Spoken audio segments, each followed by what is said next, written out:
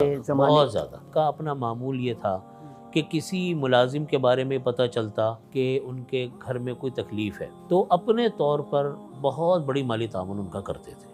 فرما رہے تھے کہ جب اللہ تعالیٰ کسی بندے سے محبت کرتے ہیں تو اس کی محبت اللہ تعالیٰ مخلوق کے دلوں میں ڈال دے۔ ایران سے لوگ آئے، کویت سے لڑکی مجھے بھی کویت سے آئے، دبئی سے آئے، کہاں سے نہیں لوگ جنازے میں پہنچ گئے، اور پورے پاکستان کے تمام شہروں سے لوگ آئے۔ اللہ تعالیٰ نے ان کو ہمیشہ شان سے رکھا، رخصت بھی شان سے کیا، شان سے رخصت ہوئے۔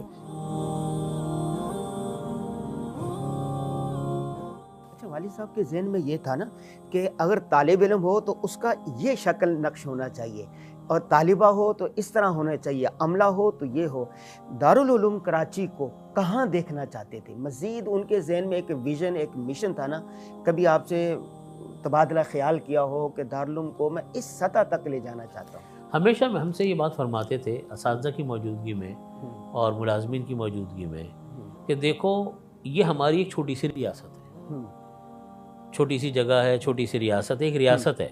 وہ فرمایا کرتے تھے کہ دیکھو ہمارا بس اسی جگہ پر چلتا ہے جو ہم اپنے یعنی دست بازو سے اس کو ٹھیک کر سکتے ہیں۔ تو فرمایا کرتے تھے کہ اس کو اسلام کا نمونہ بناؤ، اخلاق کے اعتبار سے بھی، کردار کے اعتبار سے بھی، نظم و ضبط کے اعتبار سے بھی، اور ڈسپلن کے حوالے سے بھی، ظاہری وضاقتہ کے اعتبار سے۔ لگے کسی کو اندر آ کر کے آپ کسی مدرسے میں آئے، صفائی ستھرائی اعلیٰ درجے کی ہو، ڈسپلن اعلیٰ درجے کا ہو، تعلیم اعلیٰ درجے کی ہو، طلبہ کا اٹھنا بیٹھنا، اخلاق کردار، لگے کہ ایک تعلیمی ادارے میں اور ایک مذہبی ادارے میں وہ بچے ہیں۔ یہ ان کا ایک مشن تھا، اور اس کی بہت تاکید کرتے تھے کہ دیکھو اپنے ادارے کو ہمیں اسلام کا نمونہ بنانا ہے، اس کو ہم بنا سکتے ہیں کیونکہ اس پر ہمارا بس چلتا ہے۔ یہ ان کا ایک مشن تھا۔ اسی لیے ہمیشہ طلبہ کو جب کبھی وہ دیکھتے تھے کہ بھیڑ لگا رہے ہیں، بدنظمی کر رہے ہیں، شور کر رہے ہیں، جوتے صحیح طریقے سے نہیں اتار رہے ہیں، یا گندگی پھیلا رہے ہیں، نظم و ضبط کر رہے ہیں، کسی نے کوئی چلتے ہوئے کوئی چیز پھینک دی زمین کے اوپر تو اس کو اٹھوا دیا۔ ہمارے ہاں موٹر سائیکل آپ نے دیکھا پارکنگ کا پورا نظام ہے۔ اگر کوئی دارالعلوم کا استاد ہو یا دارالعلوم کا کوئی ملازم ہو یا کوئی بھی ہو، اگر دیکھا کہ اس نے غلط جگہ موٹر سائیکل کھڑی کی ہوئی ہے، اس کی موٹر سائیکل اٹھوا لیتے تھے، وہ اٹھا کے لے جاؤ، اس کو بند کر دو موٹر سائیکل کو۔ اس نے معلوم ہے کہ جب جگہ موجود ہے تو انہوں نے کیوں کھڑی نہیں کی۔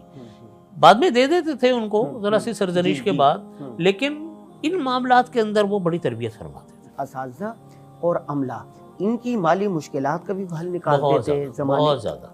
دیکھیں اپنے زمانے میں انہوں نے، یہ ہمارے مدرسوں کے ماحول میں پہلی مرتبہ ہوا، ایک تو ان کا اپنا معمول یہ تھا کہ کسی ملازم کے بارے میں پتہ چلتا کہ ان کے گھر میں کوئی تکلیف ہے، یا کسی کے گھر میں کوئی شادی بیاہ کا مسئلہ ہے اور ان کو کوئی پیسوں کے مسئلہ مسائل ہیں، تو اپنے طور پر بہت بڑی مالی تعاون ان کا کرتے تھے، اور کسی کو کانوں کان خبر نہیں ہوتی، پتہ بھی نہیں چلتا تھا۔ بہت سارے لوگوں کو میرے ذریعے بھجواتے تھے کہ بھی فلانے کے ساتھ مسئلہ ہے تم، پھر جب بیمار رہنے لگے تو میرے پاس ہی پیسے رکھوا دیا کرتے تھے، تم کسی کو دیکھو تو دے دیا کرو۔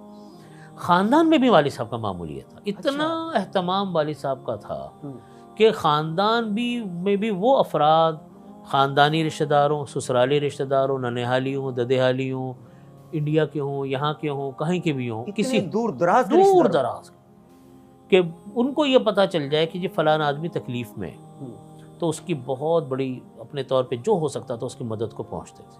اور یہ تو میں عرض کر رہا ہوں انفرادی سطح پہ، اجتماعی سطح پہ ملک کے اندر جو مسائل پیش آئے، مثلا 2005 میں کشمیر کا زلزلہ آپ کو یاد ہوگا کتنا بڑا، یعنی رمضان تھے، والد صاحب تڑپ کے رہ گئے کہ میں کس طرح مدد کروں۔ دارالعلوم سے حضرت مولانا اسحاق صاحب دامت برکاتہم اور ہمارے بھائی عابد صاحب پوری ٹیم بھیجی۔ دارالعلوم کے طلبہ کو فون کرتے تھے کہ تم لوگ سو رہے ہو اور اٹھو، اور جناب کام نہیں کر رہے، تم جا کر کام کرو، بتاؤ کون کون سی چیزوں کی ضرورت ہے۔ اب بعض ساز و سامان وہ تھا کہ جو یہاں سے بھیجنا مشکل تھا تو اس کا وہاں سے انتظامات کرتے تھے، اپنے طلبہ کو فون کر کے ان کو کاموں میں لگایا۔ بڑی اس معاملے میں انہوں نے، پھر ہمارے ہاں ایک ادارہ قائم کیا گیا امداد متاثرین آفات کا، یہ والد صاحب نے قائم کیا۔ اس میں آج بھی الحمدللہ وہ ادارہ کام کر رہا ہے، ابھی سیلاب میں بہت کام کیا، تو اس میں فنڈ میں ڈلواتے تھے۔ پھر طرح طرح کے مسائل، بیچ میں وہ زلزلہ آیا، پھر بیچ میں سیلاب آتے رہے، یا کوئی اجتماعی مشکل آ گئی شام کے اندر اور برما کے اندر مسائل پیش آتے رہے، تو جو بس میں ہوتا تھا وہ کرتے تھے۔ اتنی مصروفیات کے باوجود اپنے نواسوں، نواسیوں، بھتیجوں، بھتیجیوں، ان سب کا خیال رکھ کیسے لیتے تھے؟ ان کے جانتے بھی تھے، گھر بھی جاتے تھے ان لوگوں کے؟ ہاں، بہت پابندی سے اپنے تمام اعزاء اقربا کے گھروں میں، جیسے میری بہنیں ان کے گھروں میں جانا، ان کو گھروں بلانا، ان کو رکھنا، بچوں کی تربیت، بچوں کی باتیں، ان کا کون کیا پڑھ رہا ہے نہیں پڑھ رہا، سست تو نہیں ہے پڑھائی میں، یہاں تک ان کا معمول تھا. اور ہر ایک کی خبر گیری پوری رکھتے تھے، اور ہر ایک کے ساتھ. یہ تو میں نے اس انتقال پہ اس کا واضح مظاہرہ دیکھا جب والد صاحب کا انتقال ہوا. تو کہ جو آ رہا ہے، کوئی کسی ملک سے آ رہا ہے، کوئی مالی ہے، کوئی چوکیدار ہے، کوئی ڈرائیور ہے، کوئی طالب علم ہے، کوئی کسی گاؤں میں رہتا ہے، جی میرے سے تو بہت محبت کرتے تھے، جی میرے سے تو بہت محبت کرتے تھے، فلاں موقع پر میرے ساتھ یہ تعاون کیا، فلاں موقع پر میرے ساتھ یہ کیا. میں اس کو سوائے اللہ کی طرف سے ان کی کرامت سمجھتا ہوں کہ ہر ایک کے ساتھ اتنا قلبی لگاؤ، یعنی ہر شخص سمجھتا تھا کہ میرے ساتھ اتنی محبت ہے. دیکھ اچھا والد صاحب کا تو اتنا روب دبدبا تھا، بھتیجے بھانجے نواسے یہ سارے ڈرتے ورتے نہیں تھے؟ نہیں، ان کا روب تو پورا تھا، ڈرتے تو سب تھے، لیکن وہ بے تکلف بھی بہت تھے. ہاں، بہت بے ہنسی مذاق بھی چلتا تھا، سب کام کرتے تھے. لیکن یہ انسان کی، میں کہتا ہوں، یہ اللہ تعالیٰ نے کسی کی مقبولیت رکھی ہوتی ہے کہ وہ ہر طرف کام کر رہا ہوتا.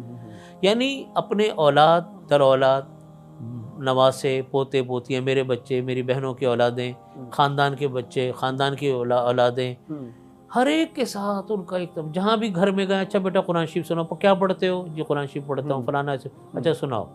اچھا ان سے سنایا، پھر ان کو انعام دیا. بچوں کو تو اس طرح مطمئن کر کے ان کا دل خوش کیا. پھر والدین کو اگر کوئی کمزوری دیکھتے ان کے والدین کو بتاتے کہ بھائی اس طرح کر لینا.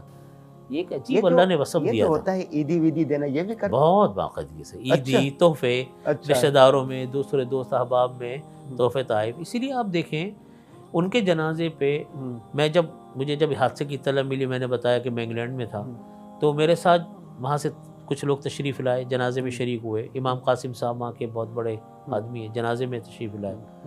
ایران سے لوگ آئے، کویت سے لڑکی مجھے کویت سے آئے، دبئی سے آئے، کہاں سے نہیں لوگ جنازے میں پہنچ گئے. اور پورے پاکستان کے تمام شہروں سے لوگ آئے اور آئے. یہ ان کی ایک، میں سمجھتا ہوں کہ اللہ تعالیٰ ہی، جب کل حضرت مفتی تقی عثمانی صاحب دامت برکاتہم کل جمعے میں خطاب فرما رہے تھے کہ جب اللہ تعالیٰ کسی بندے سے محبت کرتے ہیں تو اس کی محبت اللہ تعالیٰ مخلوق کے دلوں میں ڈال دیتے ہیں. ان سے فرماتے تم بھی محبت کرو. تو کسی کو کیا پڑی ہے کہ سفر کر کے، خرچہ کر کے، محنت کر کے دوسرے شہروں میں آئے، جنازے میں آ رہے ہیں لوگ، تعزیت کے لیے آ رہے ہیں. وہ ایک محبت اللہ نے ڈالی ہے، اور محبت ان کے اخلاص کی، محبت ان کے کردار کی، محبت اس دین کی لگن کی، جو دین کی لگن اللہ نے ان کو دی ہے. پاکستان سے محبت ان کے ایک ایک انگ میں بسی ہوئی تھی. اب میرا سوال یہی تھا. اللہ اکبر.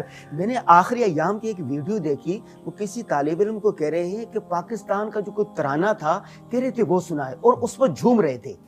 شاہد عمران عارفی، ہاں، وہ ماشاءاللہ ان کا ترانہ وہ ہر مجلس میں پڑھ کے سناتے تھے، اور سنتے بھی رہتے تھے. موبائل میں بھی تعزیت کے لیے بھی تشریف لائے تھے. اچھا، پاکستان سے ان کو ایسی محبت تھی، ایسی محبت میں نے بہت کم لوگوں میں دیکھی ہے. کوئی پاکستان، ایک تو ہوتا پاکستان کے نقص کو بیان کرنا، جی یہ کام غلط ہو رہا ہے، وہ ایک الگ بات ہے، وہ تو ہم بھی کرتے ہیں کہ جی یہ کام صحیح نہیں ہو، یہ غلط، وہ بھی اصلاح کے لیے ہوتا تھا. چلیں، لیکن پاکستان اور نظریہ پاکستان کی مخالفت ان کو کسی قیمت میں برداشت نہیں. ایک مرتبہ ہم جرمنی گئے ہوئے تھے، وہاں ایک ایگزیبیشن لگی ہوئی تھی. وہاں کے مسلمانوں نے کہا کہ جی آپ آ جائیں، جرمنی کی میں ایگزیبیشن لگی ہوئی ہے، ساری دنیا کے لوگ آئے ہوئے، تو چلا آپ دیکھیں، ہمارا پاکستانیوں کا اسٹال بھی ہے. کہیں گے چلو چلتے ہیں. ہم وہاں چلے گئے. وہاں کچھ انڈیا کے حضرات آئے ہوئے تھے، ان میں سے کسی آدمی نے پاکستان کو کچھ برا بھلا کہا. او ہو، والد صاحب کو اتنا غصہ اس کے اوپر آیا. پاکستان کی برائی نہیں وہ سن سکتے تھے، پھر وہ کسی کو نہیں دیکھتے تھے. ہاں، نظریہ پاکستان کی مخالفت، پاکستان کے قیام کی مخالفت، وہ ان سے برداشت نہیں. ان کی انگ انگ میں پاکستان کی محبت بسی ہوئی تھی. اور اسی لیے میں نے ہمیشہ یہ بات دیکھی کہ پاکستان کے لیے، ملک کے لیے کوئی کام ہو، وہ ہر وقت اس کے لیے تیار تھے. آپ جب ان سے دل چاہے وقت مانگ لو، آپ ہم وقت تیار ہوں. آپ دیکھیں بھی ان کی نئی کتاب جو آئی ہے کہ قیام پاکستان میں علماء کرام کا کردار، بڑی عجیب کتاب ہے، پڑھنی چاہیے، 2 جلدوں کے اندر ہے. اس میں کیا کیا محنتیں کی اور خود اپنی زندگی پاکستان کے لیے وقف تھی. جو پاکستان کی تعمیر، ترقی کے لیے کام کرے گا، وہ بس ان سے ان کو محبت ہوتی تھی. اور یہ میرے خیال میں میرے والد صاحب ہیں، میرے چچا ہیں حضرت مفتی تقی عثمانی صاحب دامت برکاتہم، یہی حضرات دنیا کو بتاتے ہیں کہ پاکستان سے باہر جا کر مت رہو.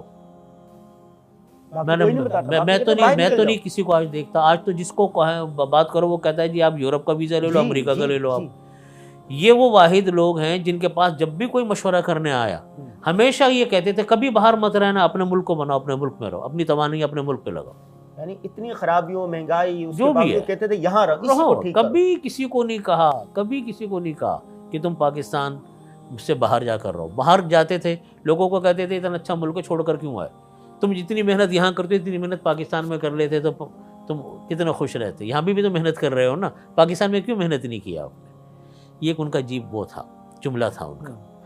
جھنڈا بھی پاکستان کا رکھتے تھے اپنی ٹیبل پر، اور ایسے عشق ان کے اندر گھرا ہوا تھا، پاکستان سے ایک تھا، عشق تھا بچپن سے ہی. بلکہ بچپن سے وہ سناتے تھے ہم بچپن میں کس طرح ہم نے محنت کی. ہمارے دادا رحمۃ اللہ علیہ کس طریقے سے تو تحریک پاکستان کے بڑے مرکزی بچوں کے قائد تھے، جو بچے ہوتے تھے بچوں کے قائد ہوتے تھے. اچھا ایک بات یہ ہے کہ جو مفتی صاحب نے اپنی قبر اپنے لیے منتخب کی، ایک طرف والد یعنی آپ کے دادا مفتی شفیع رحمہ اللہ، دوسری طرف آپ کی دادی، یہ اتفاقاً آپ لوگوں نے فیصلہ کیا یا والد صاحب نے پہلے سے؟ نہیں، جب والد صاحب بیمار ہوئے تھے، جو شروع میں جب یہ بیماری کا سلسلہ شروع ہوا 2 سال پہلے، تو کافی لوگوں کو لے جا کر جگہ بتا دی تھی کہ بھائی یہ میری جگہ یہ رکھ لینا. خود بتا دی؟ ہاں بتا دی تھی، دکھا دی تھی. اچھا حضرت کا یہ بھی تھا کہ مجھے غسل، تدفین اور قبر طلبہ کو دیں؟ نہیں، یہ انہوں نے کچھ نہیں کہا تھا. سنا ہے کہ ایسا ہے، اس کی حقیقت کیا؟ بس اصل میں وہ یہ دعا ہمیشہ مانگتے تھے کہ اللہ مجھ کو ہمیشہ طلبہ، اللہم احیینی مسکینا وامیتنی مسکینا، یہ دعا بہت مانگتے تھے. اور یہ کہتے تھے اللہ تعالیٰ میرا فرماتے تھے میرے والد صاحب یعنی ہمارے دادا مفتی شفیع صاحب رحمۃ اللہ علیہ یہ دعا مانگا کرتے تھے کہ اللہ تعالیٰ میرا جینا مرنا طلبہ کے ساتھ. تو فرماتے تھے میری بھی یہی دعا ہے کہ اللہ تعالیٰ میرا جینا مرنا طلبہ کے ساتھ. اور خوش بھی طلبہ میں ہی رہتے تھے، یہ ان کا معمول تھا. یوں تو کہنے کو دنیا کے بڑی بڑی جگہوں پہ جاتے تھے، لیکن یہ کہ خوش و طلبہ میں رہتے. سیر و تفریح کا بھی بڑا ذوق تھا. بہت ذوق تھا، سیر و تفریح بھی پوری کرتے تھے. اچھا آپ کو ساتھ لے کے جاتے تھے سیر و تفریح میں؟ بہت، سب گھر والے جاتے تھے. یعنی ہم اپنے والد صاحب کے ساتھ ہر جگہ گھومنے گئے. کراچی کی بھی تمام تفریح گاہوں میں آنے جانے کا معمول تھا. اچھا. اور مختلف پاکستان کے شمالی علاقہ جات، پہاڑی علاقے، ناران، کاغان، سوات وغیرہ، یہ بھی بہت دفعہ ہمیں لے کر گئے اور بڑے خوش رہتے تھے. یہ باتیں بھی دیندار طبقے کے علماء کے سیکھنے کے نا، ورنہ کہ عالم یا دیندار وہ کہتا کہ جی اس کا تو کوئی اسلام میں وہ نہیں ہے. نہیں، گھومنے پھرنے میں تو بہت شوقین تھے. ہمیں سوات ہمیں اتنی چھوٹی عمر میں لے گئے تھے، ہم بہت چھوٹے تھے، اور اس وقت خاندان کا بھانجے بھتیجوں کو بھی لے گئے تھے. اچھا. اور خوب تفریح کرتے تھے. جب تفریح کرتے تھے تو پھر دوسرے کام جو دینی و مذہبی کام ہے ان کو ذرا روک لیتے تھے. کہتے تفریح اطمینان سے کریں، گھر والے بچے ساتھ ہیں اور خاندان کے دوسرے باپ ساتھ ہیں. پھر بہت سارے موقعوں پر خاندان کی دوسری فیملیوں کے ساتھ بھی تفریح کے پروگرام بنائے. اور خرچ بھی خوب کرتے تھے. خرچ کے معاملے میں فیاض تھے ماشاء اللہ. اچھا. اللہ تعالیٰ نے ان کو ہمیشہ شان سے رکھا، رخصت بھی شان سے کیا، شان سے رخصت ہوئے. اچھا میں نے سنا ہے کہ حضرت نے اپنی سوانح حیات پر کوئی کام کیا ہے، کسی کو املا کروا دی ہے، وہ عنقریب آنے والی ہے، اس کی ایسا ہوا تھا. والد صاحب کے حالات زندگی ہمارے دارالعلوم کے کچھ اساتذہ کو لکھنا چاہ رہے تھے، ان کو والد صاحب نے لکھوائی. وہ تقریباً کتاب تیار بھی ہے. وہ انشاءاللہ ہم اس کو آخری مرتبہ اس کو دیکھ کر اس کو شائع بھی کریں گے انشاءاللہ. اچھا ایک سوال بڑا ہوتا ہے، اب جواب دینا چاہیں تو ٹھیک ہے ورنہ نہیں. مفتی نعیم جامعہ بنوریا والے، ان کی وفات ہو گئی تو اس کے بعد لوگوں نے جعلی پوسٹیں، انہوں نے 5 ارب چھوڑے، اتنا چھوڑا جادے. اس سے پھر کیا ایک وہ بدمزگی ہوتی ہے. کیا آپ بتانا چاہیں گے کہ مفتی رفیع عثمانی صاحب رحمہ اللہ نے اپنا کتنا کی وراثت چھوڑی؟ یہ تو ابھی ہم نے حساب نہیں کیا، لیکن ان کو زیادہ دلچسپی نہیں ہوتی تھی پیسوں کے معاملات سے. لیکن وہ یہ بھی نہیں چاہتے تھے کہ میں کچھ بھی نہ چھوڑ کر جاؤں بچوں کے لیے. یعنی انہوں نے اپنی زندگی میں اپنا گھر نہیں بنایا، لیکن بچوں کے گھروں کے لیے فکر مند رہتے تھے. یہ تو ہم نے جمع نہیں کیا، لیکن ماشاءاللہ والد صاحب کا چونکہ کاروبار تھا اور درمیانے درجے کے طریقے سے وہ رہتے تھے اور درمیانے درجے کو ہی پسند کرتے تھے. بچوں کو بھی کہتے تھے. ہمارے دادا رحمۃ اللہ علیہ کی ایک دعا ہمیں سناتے تھے. وہ فرماتے تھے جو دعا انہوں نے میرے لیے مانگی وہ دعا میں تمہارے لیے مانگتا ہوں. مال کے حوالے سے وہ فرماتے تھے کہ ہمارے میرے والد صاحب رحمۃ اللہ علیہ فرماتے تھے کہ میرا یہ دل یہ نہیں چاہتا کہ تم لوگ بہت مالدار بنو، لیکن یہ بھی نہیں چاہتا کہ تمہارا کوئی جائز شوق پیسے کی وجہ سے رکے. ہاں، اعتدال، درمیان میں رہتے تھے. کہتے بہت زیادہ مالدار میں نہیں چاہتا میرے بچے بہت زیادہ مالدار بنے، رئیس بنے، نہیں. لیکن یہ بھی نہیں چاہتا کہ بالکل گرے پڑے ہوں. وہ میرا دل چاہتا ہے کہ بچوں کا جو شوق ہے، جائز شوق، وہ ساری ان کی حلال آمدنی میں پورا ہو. یہ میں تمہارے لیے بھی مانگتا ہوں. کسی کے دستے نگر نہ بننا پڑے. لہٰذا انہوں نے اپنا کاروبار کیا اور اتنا ہی ملتا تھا ان کو کہ متوسط طریقے سے بڑے آرام سے رہتے تھے اور اپنے بچوں کے لیے بھی انتظام کر گئے. تو وراثت کو تو بھی میں کچھ نہیں کہہ سکتا کتنا ہے، وہ تو دیکھنا پڑے گا، لیکن کوئی بہت زیادہ غیر معمولی بھی نہیں ہے، نہ بالکل گری پڑی ہے، درمیان میں ہی ہے. جی ٹھیک. پورے خاندان میں نا والد صاحب کا مقام اور مرتبہ کیا تھا؟ پورے خاندان کے بڑے تھے یا بڑے کوئی اور تھے اور حضرت اہمیت وہ تھے؟ اصل میں معاملہ یوں تھا کہ ہمارے جب دادا رحمۃ اللہ علیہ کا انتقال ہوا، ہمارے سب سے بڑے تایا جو تھے حضرت ذکی کفی صاحب رحمۃ اللہ علیہ، حضرت مولانا محمود اشرف صاحب رحمۃ اللہ علیہ کے والد محترم، ٹھیک ہے نا جی. تو وہ تو ان کا انتقال تو دادا رحمۃ اللہ علیہ کی زندگی میں ہو گیا تھا جی. پھر اس کے بعد میرے بڑے تایا تھے حضرت رضی عثمانی صاحب رحمۃ اللہ علیہ کتب خانہ دارالارشاد کے، ان کا انتقال ہمارے دادا رحمۃ اللہ علیہ کے انتقال کے تقریباً کوئی 14-15 سال کے بعد ہوا. پھر اب اللہ تعالیٰ سلامت رکھے، میرے بڑے تایا اس وقت حیات ہیں، حضرت ولی راضی صاحب، اللہ تعالیٰ دامت برکاتہم، اللہ تعالیٰ ان کو عافیت کے ساتھ رکھے. میرے والد صاحب کا بھی انتقال ہو گیا. میرے چچا حضرت مفتی تقی عثمانی صاحب دامت برکاتہم، اللہ تعالیٰ ان کو سلامت عافیت کے ساتھ رکھے، ان لوگوں کا سایہ ہمارے سروں پر رکھے.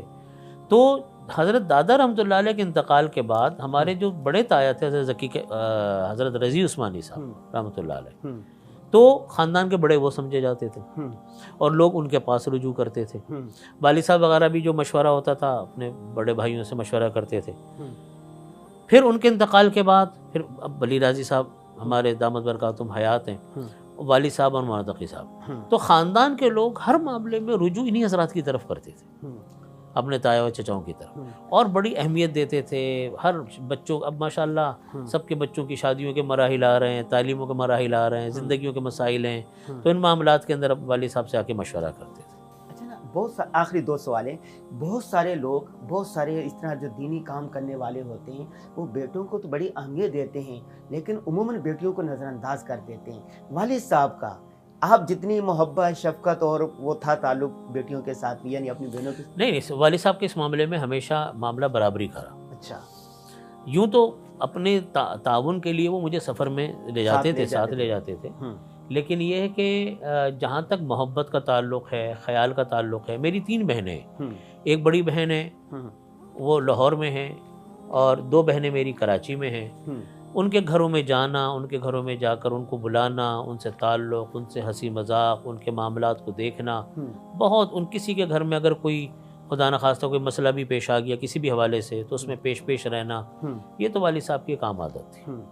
اسی لیے میں نے جیسا عرض کیا کہ بیٹیاں تو خیر اپنی اولاد ہوتی ہے، وہ تو خیر ہر معاملے میں وہ بھی رجوع کرتی تھی اور والد صاحب خود ان کا خیال رکھتے تھے. ڈاکٹر فوزیہ صدیقی ہے نا، حافظ صدیقی، اس سے میں انٹرویو کر رہا تھا تو والد صاحب کی تعزیت کے حوالے وہ کہنے لگے کہ مفتی رفیع عثمانی صاحب مجھے بیٹیوں جیسے پکارتے تھے، اور میری والدہ جو عفت آپا وفات پا گئی اور ان کے ساتھ وہ ایسے پیش آتے تھے جیسے سکی وہ رشتہ دار ہوں، حالانکہ وہ خاندان کے نہیں تھے. ایسا ہی ہے، بالکل ایسے ہی، بالکل ایسے ہی والد صاحب کا عجیب. میں نے کہا نا کہ یہ عجیب، ان بزرگوں کے اللہ تعالیٰ اوقات میں برکت ڈالتے ہیں تو سب کے ساتھ وہ اس طرح معاملہ کرتے ہیں کہ ہر ایک کے حقوق کو ادا کر رہے ہوتے ہیں. آپ اپنے والد کے جانشین ہیں، آپ طلباء کو، علماء کو، عوام کو کیا پیغام دینا چاہیں گے کہ ان چیزوں کا لحاظ رکھیں؟ دیکھیے، میں اپنے تمام ساتھیوں کو، طلباء کو، ان کے متعلقین کو یہ پیغام دینا چاہتا ہوں اور خود اپنے آپ سے بھی میں مخاطب ہوں کہ اللہ تعالیٰ نے نعم البدل کا معاملہ رکھا ہی نہیں. بے شک اللہ نے عادت، اللہ تو وہ قادر مطلق ذات ہے، کن فیکون اس کی شان ہے، کرنا چاہتے کر دیتے، لیکن اللہ تعالیٰ نے نعم البدل اللہ تعالیٰ کی عادت نہیں. اب دیکھیے نبی کریم صلی اللہ علیہ وسلم کی مثال لیں. جب نبی کریم صلی اللہ علیہ وسلم کا دنیا سے تشریف لے جانا ہوا تو حضرت ابوبکر صدیق رضی اللہ عنہ خلیفہ بنے. اب حضرت ابوبکر صدیق رضی اللہ عنہ کا کتنا اونچا مقام ساری دنیا جانتی، کیا اللہ رب العزت نے ان کو مقام عطا فرمایا، اتنا اونچا مقام کہ اپنے برابر میں تشریف فرمائے، نبی علیہ الصلوۃ والسلام کے برابر میں تشریف فرمائے روضہ اقدس میں. لیکن وہ نبی نہیں ہے، ٹھیک ہے نا جی، وہ نبی نہیں ہے، نبی چلے گئے. اب قائم مقام جو آئے وہ حضرت ابوبکر صدیق ہے، وہ نبی نہیں ہے. حضرت ابوبکر صدیق رضی اللہ عنہ دنیا سے تشریف لے گئے تو حضرت عمر فاروق آئے رضی اللہ عنہ، آدھی دنیا کے حکمران، عدل فاروقی ہے نا جی، لیکن وہ حضرت ابوبکر صدیق نہیں ہے. حضرت عثمان غنی رضی اللہ عنہ آئے، حضرت عثمان غنی رضی اللہ عنہ کا اپنا مقام، لیکن وہ حضرت عمر فاروق نہیں ہے. لیکن آپ یہ سلسلہ دیکھیے، یہ صحابہ کرام خلفائے راشدین سے ہوتا ہوا، حضرت علی رضی کرم اللہ وجہہ سے ہوتا ہوا، تابعین تک سلسلہ گیا، تابعین سے طب تابعین تک. پہلے کا متبادل نہیں آیا، پہلے کا متبادل نہیں آیا. اللہ چاہتے تو پیدا کر دیتے، ہے نا جی. لیکن اب کا کوئی کہے کہ جی ابوبکر صدیق کا متبادل ہو، نہیں. آنے والا اپنی شان ضرور رکھتا ہے، اب آنے والے کا اپنا مقام ایک مرتبہ رکھتا ہے، لیکن وہ پہلے کا متبادل نہیں ہے. صحابہ کرام کا دور گزرا، تابعین کا دور آیا، تابعین کے دور کے بعد طب تابعین کا دور آیا. وہ پہلے کا متبادل نہیں بن رہا ہے. لیکن ان سب کے اندر ایک قدر مشترک کیا ہے کہ سب نے نبی کریم صلی اللہ علیہ وسلم کے مشن کو، آپ صلی اللہ علیہ وسلم کے طریقوں کو ہی اپنا نصب العین قرار دیا. اگر ہم اس طریقے کو اپنا نہیں سکے، اگر ہم اس مشن کو لے کر نہیں چل سکے، اس پیغام کو لے کر نہیں چل سکے، پھر یہ ہمارا نقصان ہے، یہ ہمارا قصور ہے کہ ہم اپنے بڑوں کے مشن کو نہیں لے کے آگے گئے. عیسائیت کیسے تباہ ہو گئی؟ عیسائیت میں کیوں اتنے لوگ دہریے پیدا ہو گئے؟ اس لیے کہ ان کے لوگوں نے آج مسجدیں بیچنی شروع کر دی. اب مسجدیں نہیں، اپنے کلیسا اور چرچ بیچنے شروع کر دیے. وہ نہیں سنبھال سکے. نتیجہ یہ کہ ویسے بھی منسوخ مذہب تھا، ہے نا جی، منسوخ شدہ مذہب ہے. تو آپ دیکھیں جتنے ادیان باطلہ، جتنے ادیان ماضی کے گزرے ہیں وہ سارے وقتوں میں ختم ہو گئے. لیکن نبی کریم صلی اللہ علیہ وسلم کا دین، آپ کی شریعت مطہرہ، یہ ان کے اولاد، ان کے آنے والے لوگ در لوگ آگے تک اس کو پہنچا رہے ہیں. اب یہ آنے والی نسلوں کی ذمہ داری ہے کہ اپنا اکابرین کی جگہ سنبھالیں. یہ اتنا بڑا خلا ہمارے ہاں آیا. یہ بات میں اس لیے عرض کر رہا ہوں کہ دیکھیے اس عرصے میں 2-3 سال کے اندر ہمارے تو بڑے اکابر علماء کرام ہی ختم ہو گئے. کورونا کے اندر 200-250 علماء کرام چلے گئے. اچھا، یہ بات مجھے انڈیا والے بھی کہتے ہیں، یہ مجھے ساؤتھ افریقہ والے بھی کہتے ہیں کہ ہمارے بھی یہ خلا آ گئے. اور سب اہل حق، جمے ہوئے لوگ، مخلص لوگ، دیندار لوگ، بڑے متبع سنت لوگ وہ دنیا سے اٹھ رہے ہیں. اب ان کے جو تلامذہ ہیں، اب یہ ہمارا فرض بنتا ہے کہ ہم اپنے بزرگوں کے کاموں کو سنبھالیں، اس نہج پہ سنبھالیں، اس طور طریقے سے سنبھالیں. ہم افسوس تو ایک ہوتا ہے، وہ تو فطری ہے، لیکن یہ تو سبھی دنیا سے چلے گئے نا جی، سارے دنیا سے چلے گئے. تو کام کو ان لوگوں نے اپنے آنے والے لوگوں نے اپنے پرانے بزرگوں کے کاموں کو سنبھالا. میرے والد صاحب رحمۃ اللہ علیہ نے اپنے والد کے کام کو سنبھالا، ٹھیک ہے نا جی، آسان طریقے سے سنبھالا، اس سے 90% آگے گئے. تو اب ہمارا فرض بنتا ہے ان کی اولادوں کا، ان کے شاگردوں کا، ان کے متعلقین کا، کہ اس کام کو آگے بڑھائیں جہاں جہاں جس میدان میں کام کر رہے ہیں. تو انشاءاللہ ان بزرگوں کا نام بھی اونچا رہنا ہے اور کام بھی اللہ تعالیٰ چلاتے رہیں گے. یعنی شخصیت جائے تو جائے، دین اسلام کا جھنڈا اور پیغام سر بلند رہنا چاہیے. اچھا، والد صاحب پاکستان سے بہت محبت کرتے ہیں، بہت زیادہ، اور آپ بھی بہت محبت کرتے ہیں. سیاست دانوں نے آج کل پاکستان کا کیا حال کر دیا، ان بارے میں کچھ ہدایات، کوئی رہنمائی، کوئی نصیحت کر دیں ذرا ان کو. دیکھیے میں کیا نصیحت کروں، سارے میرا پیغام جہاں تک جاتا ہے، بات یہ ہے کہ 2 چیزوں کو کبھی نہیں چھوڑنا چاہیے. ہمیشہ اپنے ملک کے مفاد میں سوچنا چاہیے اور اپنے دین کے مفاد میں سوچنا چاہیے. ان 2 اصولوں کو ہم سامنے رکھیں تو انشاءاللہ ہم کبھی کسی سے پیچھے نہیں ہوں گے. میں جب کبھی باہر جانے کا موقع ملتا ہے، میں جب غیر اسلامی ملکوں میں جاتا ہوں اور وہاں جا کر دیکھتا ہوں، یہاں تک کہ اسلامی ملکوں میں بھی جاتا ہوں، مجھے یہ چیز عمومی طور پر نظر آتی ہے کہ ان کے جو بھی ذمہ دار ہیں ان ملکوں کے، چاہے وہ مسلمان ہو چاہے غیر مسلم، اپنے ملک سے مخلص ہیں، محبت کرتے ہیں، اپنے ملک سے محبت کرتے ہیں. ان کا کوئی فیصلہ، ان کی کوئی پالیسی وہ ملک کے خلاف نہیں جاتی. ہمیں اپنے پاکستان میں یہ 2 چیزیں نظر نہیں آتی. ہمارے ہاں پالیسیاں اس بنیاد پر بنائی جاتی ہیں کہ جلد از جلد نام و نمود ہو جائے تو ہماری واہ واہ ہو جائے. اب اس سے پاکستان، اب پرانے لوگوں کی جو اچھی پالیسیاں ہیں، ہر آدمی اچھی پالیسی سے بناتا ہی ہے نا جی، پرانے حکومتوں کی اچھی پالیسیوں کو سب سے پہلے ختم کر دیں گے. اس کو یہ نہیں دیکھا جاتا کہ بھائی اس ملک کا بنے گا کیا. اس لیے 2 چیزوں کو ہمیں ہمارے سیاستدانوں کو، حکمرانوں کو، بیوروکریٹ کو، یا جس کا کوئی عمل دخل ہے ملک کے اندر حکومت میں، وہ ان 2 چیزوں کو سامنے رکھے کہ فیصلے اپنے ملک کے مفاد میں ہوں اور دوسرا اپنے دین کے مفاد میں ہوں. ان 2 چیزوں پر کریں گے، آپ دیکھیے گا ہم انشاءاللہ پوری دنیا کے اندر سرخرو ہوں گے. ہم ہی حکمرانی کر رہے ہوں گے انشاءاللہ۔ انشاءاللہ۔ آخر میں ابھی آپ جانتے ہیں کہ چند دن پہلے حافظ جو آرمی چیف نئے بنے ہیں وہ حافظ قرآن ہے عاصم منیر، اور اسی طرح جو جوائنٹ چیف بنے ہیں وہ ایک یتیم تھے، ان کے نہ والد تھے نہ والدہ اور بہن بھائی بھی کوئی نہیں تھے۔ ایک موقع پر انہوں نے لکھا کہ میرا وارث جو ہے نا پاکستان ہوگا، تو وہ یتیم ایک اعلیٰ عہدے پر چلے گیا، ایک حافظ قرآن جس کی تعریف آپ کے چچا شیخ الاسلام مفتی محمد تقی عثمانی صاحب نے بھی کی کہ ہم امید رکھتے ہیں کہ یہ حافظ قرآن ہے انشاءاللہ اشاعت دین کے لیے انشاءاللہ۔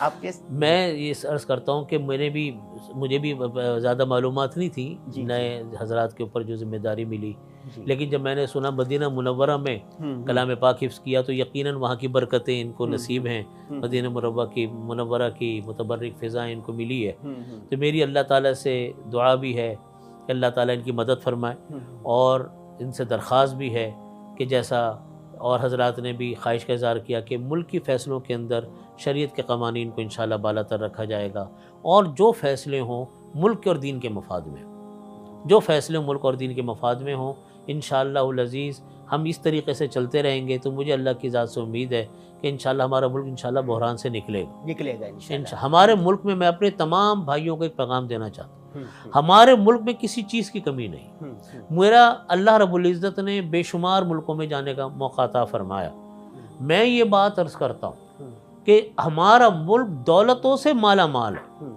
ہمارا ملک قدرتی وسائل سے مالا مال ہے، ہمارا ملک دنیا کے حسن و جمال سے مالا مال ہے، وہ حسن و جمال آپ کو سوئٹزرلینڈ میں بھی شاید نہ ملے جو اللہ نے ہمیں دیا ہے، لیکن ہم لوگوں کو اپنی دیوی اللہ کی اس نعمت کی قدر نہیں کہ ہم کتنے عظیم الشان ملک میں بیٹھے ہیں۔ آج ہمارے ہاں تمام نوجوان اس فکر میں کہ ملک چھوڑ کر باہر بھاگ جائیں، میرے بھائیوں اپنے ملک کو بنائیں۔ یہ ملک اگر اسی طرح کرپشن کرنے والے کون ہیں؟ میرے بھائی ہیں۔ اس ملک کو لوٹنے والے کون ہیں؟ میرے بھائی ہیں، ہمارے پاکستانی ہیں۔ اس ملک کو نوچنے والے، اس ملک کو ختم کرنے والے، یہ سب ہمارے پاکستانی ہیں۔ تو ہمیں کیا مشکل پڑی ہے کہ ہم اپنے ملک کو نقصان پہنچائیں اور دوسرے ملکوں کے اندر پردیسیوں کی طرح زندگی گزاریں 3rd نمبر کے شہری ہو کر؟ یہ ہمارا قصور ہے کہ ہم اپنے ملک سے محبت نہیں کرتے، ہماری پالیسیاں ہمارے ملک کے مخالف ہیں، ہمارے طور طریقے ہمارے ملک کے مخالف ہیں۔ آج جو بچے ہمارے ہاں تعلیم یافتہ ہو رہے ہیں وہ ذہنی طور پر پاکستانی نہیں ہیں، ہم اپنے کلچر سے نفرت کرتے ہیں، ہم اپنی زبان بولتے ہوئے شرماتے ہیں، ہم اپنا لباس پہنتے ہوئے شرماتے ہیں۔ کیوں؟ کیا کمی ہے ہمارے ملک میں؟ ہماری زبان میں کون سا نقص ہے؟ اپنے ملک کو اپنا ملک سمجھیں، اپنے ملک کو بنانے کی فکر کریں۔ ہمیں کیا مشکل پڑی ہم دوسرے ملکوں کے اندر پردیسیوں کی زندگی گزاریں؟ کس طریقے سے میرے پاکستانی بھائی دوسرے ملکوں میں پہنچتے ہیں، کس طرح زندگی کا 1/3 حصہ ان کا صرف ویزے پاسپورٹوں کے چکر میں نکل جاتا ہے۔ بہت سارے وہ لوگ ہیں جو بارڈر کراس کرتے ہوئے جاتے ہیں، یا اللہ اتنے مشکل زندگی گزار رہے ہیں، کیوں؟ اس لیے کہ ہمارا ملک ختم ہو رہا ہے۔ تو بھائیوں، میں اپنے تمام بھائیوں سے عرض کرتا ہوں کہ اپنے ملک کی قدر پہچانیں۔ یہ عظیم الشان ملک ہے، یہ عظیم ملک ہے، اس کا ایک ایک ذرہ قربانیوں کے ساتھ حاصل کیا گیا ہے، اور یہ ملک دنیا کی قدرتی نعمتوں سے مالا مال ملک ہے۔ اللہ تعالیٰ مجھے، آپ کو، ہمیں اپنے ملک سے محبت اور قدر کرنے کی توفیق عطا فرمائے۔ حضرت بہت شکریہ آپ کا۔ جی ناظرین، آپ نے دیکھا تو ہم نے مفتی رفیع عثمانی صاحب رحمہ اللہ کے بیٹے سے ان کی یادیں، ایمان افروز باتیں، خوبصورت یادیں تازہ کی، اور ہم نے جس طرح پاکستان سے محبت، طلبہ سے محبت، علماء کے لیے محبت، اشاعت دین کے لیے درد ایک کڑھن حضرت میں تھا، بالکل عکس ہم نے حضرت کے جو بیٹے مفتی زبیر اشرف عثمانی صاحب ان میں پایا، اور شاید تاریخ کا طویل ترین انٹرویو حضرت نے ہمیں دیا ہے۔ اللہ نے چاہا تو اس کے جو اثرات ہیں وہ پورے پاکستان پر، عوام پر، عالم اسلام پر مثبت ہوں گے۔ حضرت بہت شکریہ، اتنا طویل وقت آپ نے دیا۔